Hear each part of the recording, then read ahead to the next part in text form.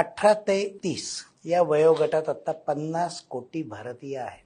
बिलकुल बेरोजगारीच्या संदर्भात काही दिवस काम, काही दिवस बेरोजगारी, काही दिवस नाकारणं, अशा सगळ्यांची संख्या सरासरीने 42% आहे. 42% आज घटकेला नाकारत असतील आणि घरी बसत असतील तर ते कोणाच्या जीवावर बसतात?